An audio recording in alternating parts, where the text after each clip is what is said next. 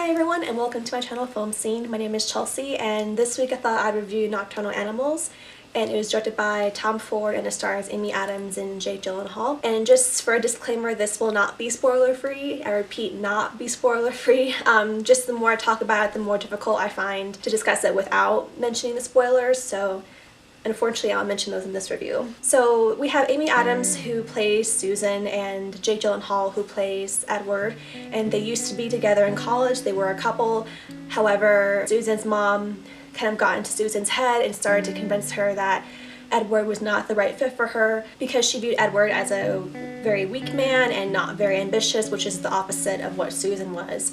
So these ideas kind of creep into Susan's head and she eventually sabotages the relationship and they break up. Eventually, Susan finds out that she's pregnant and she aborts the child. Edward finds this out after the fact. He's heartbroken, of course, and that's when he starts to write his book called Nocturnal Animals, and he sends it to Susan to read. And this is the scene that we're thrown into in the movies. This is kind of where we start, is when she gets the book and she starts reading it and realizes that he became the writer that she never thought that he could be. This reminds me a lot of Mulholland Drive because of the shots were very colorful, and the opening scene is with Susan at a party and she sees these screens with a bunch of fat ladies dancing in front of a red backdrop, and it's very dreamlike, it's very imaginative, but it's also very dramatic, and it's also set in LA, so we have like the winding roads going and the hills. So first I'd like to talk about the character development in this movie. I think it was very well done and it enabled the actors to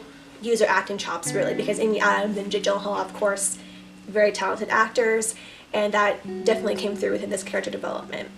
We have Susan, who eventually becomes her mother, and we see different elements of that when she's talking to Edward and she talks down to him. She's very condescending. On the other hand, we see Edward, who is of course a very good guy, but he does have very, very sensitive tendencies and he can be overly dramatic at times, especially when he's receiving criticism from Susan. So they both have their faults, for sure, and as the movie goes on, we see how much they've influenced each other's lives and how they will forever be inextricably linked, and how this novel that Edward wrote, Nocturnal Animals, exhibits this relationship that they've had. This really is a love story wrapped in revenge, wrapped in a tragedy.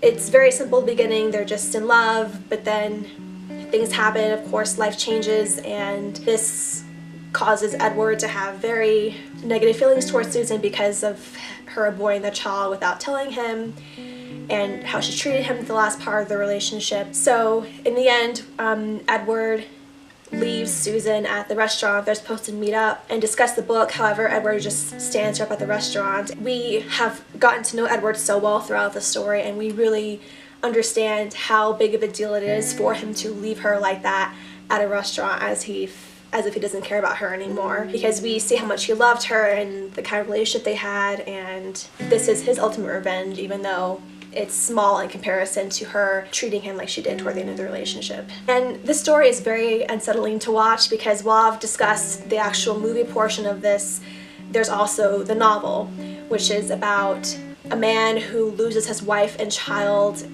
to a brutal rape and murder.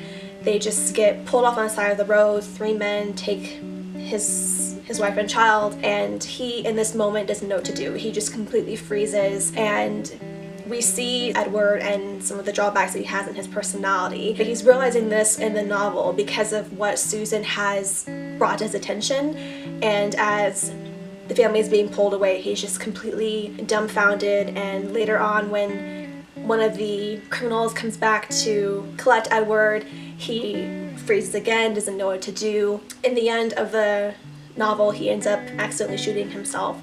So it's all just very unsettling and it's very tragic to watch, but also because the acting is so good and the criminals were so good at their parts, it felt so real. I felt like I was watching a documentary. These two individuals, as I said, will forever be linked, and even though they weren't actually on screen together that much, they were shot separately a lot of the time. It was just this atmosphere of how intertwined they were. They even had shots where as Edward's book is being read and the main character, who is Edward, is dying, he's gasping for his last breath.